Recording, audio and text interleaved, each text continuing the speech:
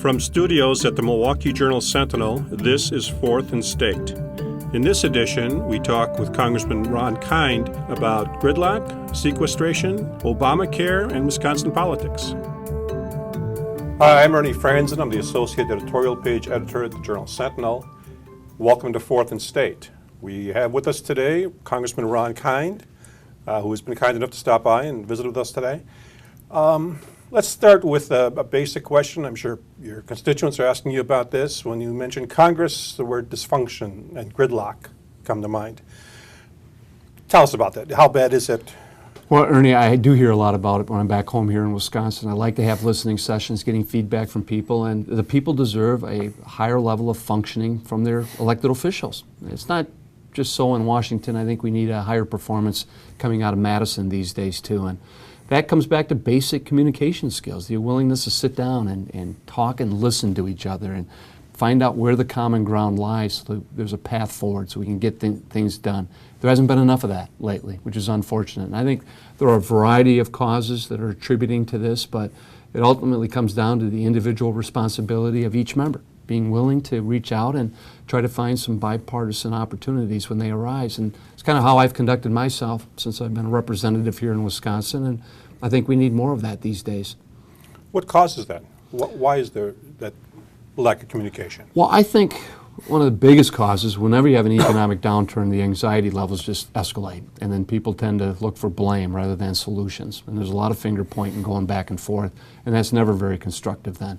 And people try taking political advantage. But I think you go back to the whole redistricting process. When you have the politicians who get to choose the voters, you ultimately end up with districts that aren't that representative of the vast majority of people, either very Republican or very Democratic districts. And therefore, general elections don't matter anymore, which is where basically the center has to operate.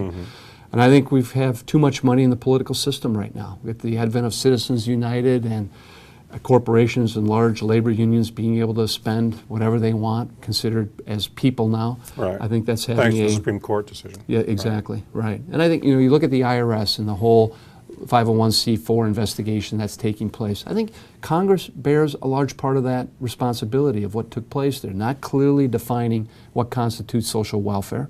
Therefore, we're inherently asking the IRS agents to make subjective choices and using bad criteria that leads to these investigations. And then you have an office in Cincinnati with 9 people in charge of reviewing 70,000 C4 applications. So there's no way they've got enough personnel in order to do an efficient and timely and fair job in doing it. So I think Congress needs to go back and take a look. Are we really setting these agencies up for failure and then scoring cheap political points by just accusing them of wrongdoing when we've got our own work that has to be attended to? In terms of the division, do you think it is as sharp among the population as it is in Congress? Well, I've always believed that Congress is a reflection of the American people. When you have a divided electorate back home, you're going to get that reflected in the representatives then in Washington or even in Madison and that. But my sense is the pendulum swinging back. People are more frustrated by the dysfunction, by the intense polarization. They want to see things getting done again because, unfortunately, I think the Congress has been more of a hindrance to economic growth and job opportunities rather than a partner with the private sector. And how do we get this economy back on track, creating the good paying jobs? Hopefully we won't have the same fiasco we did a year and a half ago with the debt ceiling discussion coming up later this year. That's just about the United States of America paying our bills, things that we were already obligated to. And if we default on that, we lose the full faith and credit of the United States. Our credit rating goes bonkers. Interest rates will skyrocket. It would be the worst self-inflicted error that we can commit on a struggling economy right now, and it would be self-imposed, which would be tragic if it came to that. But you do have a self-imposed sequestration going on right now. How is that shaping out? We do. I've said sequestration is Latin for stupid spending cuts because that's what it is. It's indiscriminate. It's across the board. It's regardless of the consequences. We need to be smarter than that as a country. What budget choices that we face? How do we get rid of unnecessary and wasteful spending programs? How do we improve the efficiency of the healthcare system so we get better value for the dollars being spent? And healthcare costs is the major cost driver that we have at all levels, whether it's in Washington, in Madison or back home here on business and family budgets. So coming back and focusing on what's driving these healthcare costs, what steps we can take to bend that cost curve is the best thing we can do to get our budget under control. Not kicking 75,000 3- and 4-year-olds out of Head Start programs because you only have them as 3- and 4-year-olds once in life, or telling 5 million seniors they're no longer going to get Wheels on Meals because of the sequestration cuts, or college students seeing a reduction in Pell Grants or work-study programs because of these indiscriminate cuts. That, I think, is what's referred to here at home as eating the seed corn. You know, the seed corn we need to be planting as a nation to reap a bountiful harvest, but sequestration doesn't do that. It's indiscriminate and takes away those crucial public investments that we need to make to stay competitive as a country. But Congress could fix the FAA issue. Yeah, and call me a little cynical, Ernie, but I think one of the main reasons Congress took quick action is because members of Congress fly a lot, and they didn't want to be inconvenienced. Right. Yet what wasn't discussed was the impact on quality educational opportunity for our kids, or basic and applied research programs that the private sector won't do because the return isn't quick enough. There's always been an important public role in doing that has led to new discoveries and new breakthroughs and spin-off opportunities that help create jobs. And that, I fear, is not what's getting done today. And that's going to leave us, I think, in a less competitive position in a heightened global competitive marketplace. One of the issues with there's the sharpest division is the Affordable Care Act. Right. Republicans obviously want to, or at least many of them do, want to get rid of it entirely, repeal it. But even Democrats are saying that it needs to be fixed in some areas.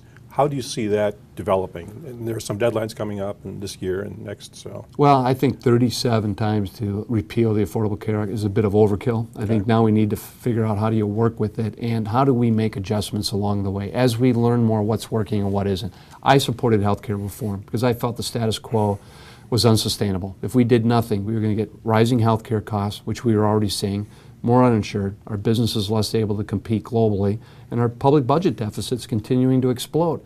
But I also felt that in passing the Affordable Care Act, it wasn't the end-all be-all. It wasn't a perfect bill. It did not allow us to stop thinking about further health care reform and further fixes to the system. We have to have the ability to learn what's working and make adjustments along the way. We're talking about 1/5 of the entire U.S. economy. It's vitally important that people have access to good, affordable, quality health care in their lives. It's important for our businesses, too, to have access to affordable health care coverage. I think it's been one of the main drags to economic growth and job creation that we have as a nation. And yet it's going to require constant fine-tuning and adjustments along the way. And yet we have the Republican Party doing everything they can to sabotage any type of sensible fix to the legislation right now, which is going to make it more difficult then. can you make the fixes? We've demonstrated in the past already. I mean, there was a 1099 filing requirement for small businesses. They said there's a lot of additional paperwork burden that ultimately got fixed. There was a long-term health care program that was established under the Affordable Care Act. I didn't think it added up. I didn't think it was viable. And sure enough, when the federal agency looked at it too, the Obama administration said they can't make it work, so we repealed that provision. So there are instances of going back and trying to fix some of the things, and we need to be able to do that as we move forward as well. Okay. Going back to the gridlock issue for a second, how well do you work as a Democrat with the Republicans within Wisconsin? Paul Ryan, Jim Sensenbrenner, Scott Walker? Well, we try to work well as a delegation when it comes up to standing up for Wisconsin interests. I think all of us understand that is a responsibility as representatives of this great state. We talk to each other and we make sure that Wisconsin's not being disadvantaged, that we're on a level playing field with everyone else.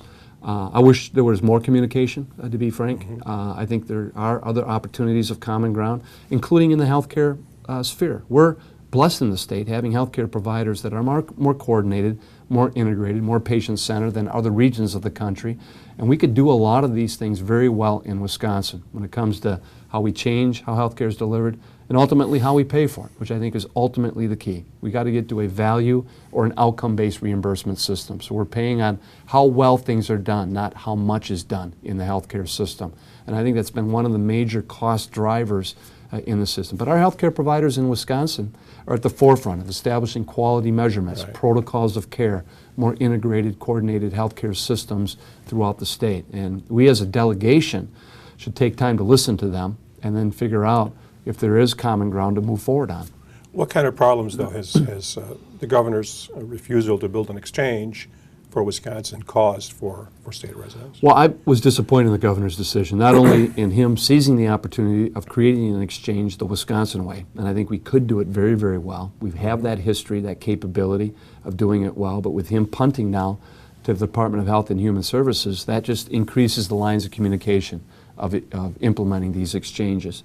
And I want to make sure that our stakeholders back home have as short a line of communication as possible so we can get this functioning well. I mean, the small group market has been a failure for small businesses, family farmers, individuals. The exchanges is meant to foster increased competition, which is lacking, more transparency, and tax credits to make it more affordable.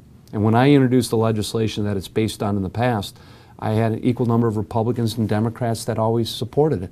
So I think it's another avenue of potential bipartisan cooperation if people seize that opportunity. And again, the governor's decision on not expanding the Medicaid, the Badger Care program too, is going to come back and detrimentally impact us as a state. Recent Fiscal Bureau analysis shows that it will increase taxes by $74 million based on the governor's decision, and increase taxes to small businesses to the tune of $36 million. Recently, I called that legislative or fiscal malpractice of what the governor is doing here in the state. And I'm afraid it's more ideologically driven than just good common sense Wisconsin values that go into the decision. The state Democratic Party convention is coming up. Walker is a pretty popular governor. On the other hand, he's probably not going to make his goal of 203,000 jobs. What are the prospects for a strong challenge? And is there a possibility that you'll be part of that challenge? Well, I think there will be a strong challenge. I think, as far as Ron Kind's future is, I've got a lot on my plate right now with everything pending from healthcare implementation to major tax reform and that. 1/3 of my congressional district is completely new, so I'm trying to get in and get to know those communities a lot better as well.